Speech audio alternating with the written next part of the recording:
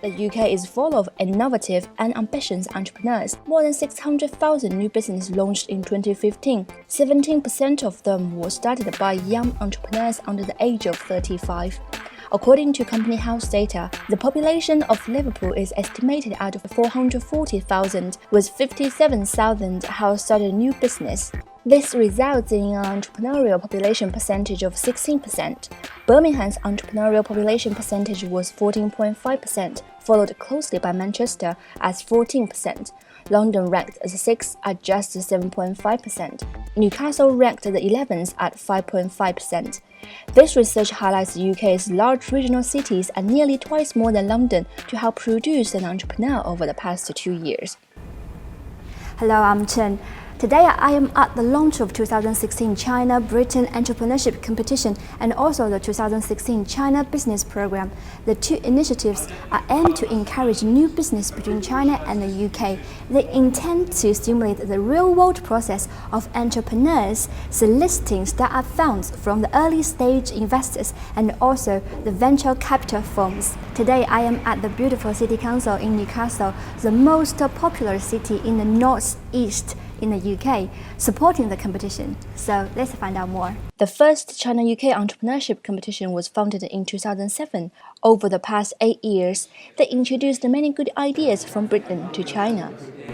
这9年中的话，中英之间的那个创业的话我个人觉得呢，有一个多样化的一个变化，就是机会越来越多，可以合作的产业也越来越多。以前呢，相对来说产业比较单调一点，很可能都是一些博士生一个高新科技出来了。而现在的这个创业项目，符合各个领域，而且呢，大家也都更加懂得对市场的这个把握。我们这个大赛呢，是鼓励大家做对中英的合作有帮助的这个创业项目。也通过我们这个大赛，我们也可以给他们推荐好的合伙人，那么他们的成功的几率呢也会变得更大。最终我们会选择30个项目呢进入第1轮，然后再选入这个8个项目进行半决赛的答辩，最后有4个项目呢能获得奖项。Lots of young Chinese entrepreneurs have the attitude and intelligence required for business success, but lack an understanding of what success requires. In addition, the difference in business cultures are still significant, and this makes doing business in overseas daunting for some small business and entrepreneurs. Many are often confused on how to get started. In 2015, 478,000 fresh graduates started their own business in China, but only 5% survive after the first year. In the investment field or society, we have seen the contribution is the reason, and the achievement is the result. If you don't have the contribution, how can you have the result? And also for investment, I heard one old saying, which is really the money or the result is like evil. If you are thinking about that every day, you're going to play with you all the day, hide and seek.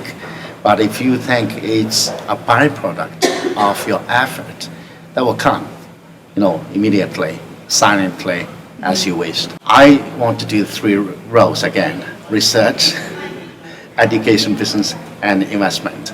So I want to know what really the young generation expected. They don't need me to talk too much about the theories of knowledge. They have their own ways of seeking for any information through the internet.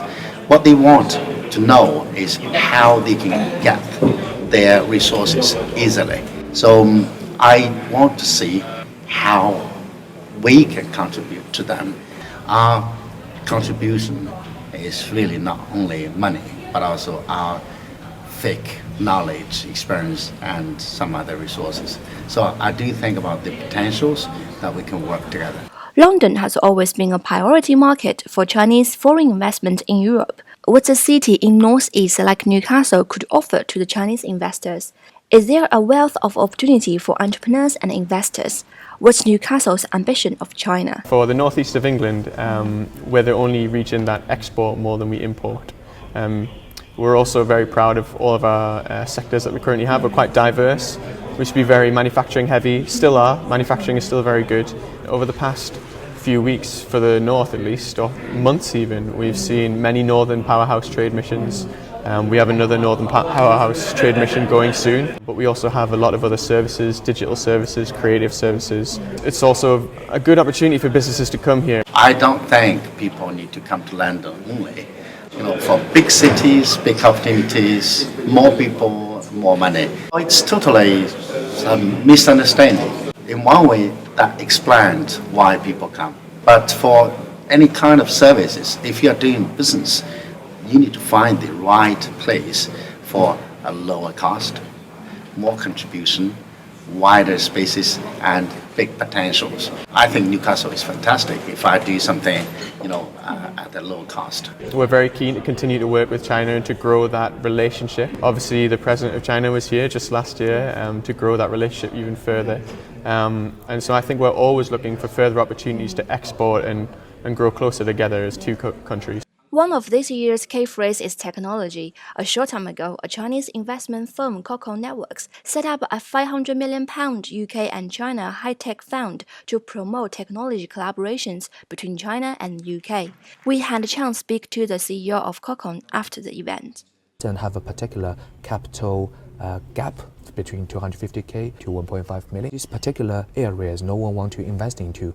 The reason is because it's high risk, it's not either too mature or either too late stage. Because our angle is the China market. Imagine you're using this startup company, you're putting on the big 10 times, 20 times, 50 times bigger market. Everything is going to be changed. We're going to be focused on investing to match the capital gap in London, in Europe, something the other Europe or local investment company, they don't want to invest in, then we're using the Chinese angle to invest in them. I think every single investor, they will focus on the technology sector. Technology changes everything.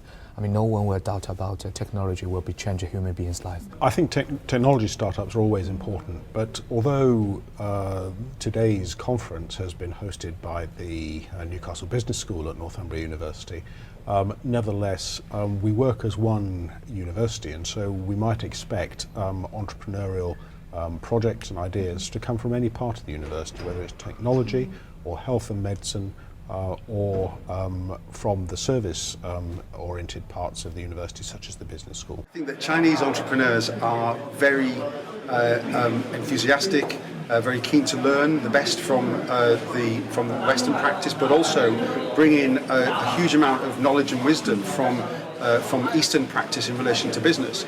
And what I found more than anything else about Chinese entrepreneurs is that they want to take action quickly and to make things happen. And I think that's something that we can learn great lessons from here in the UK. I think it's a fantastic competition. I think anything that encourages entrepreneurship or innovation is an excellent thing. It's a great idea. I'm hoping for some great ideas to come out of it, to be honest, and I would like to read about some success stories in the future.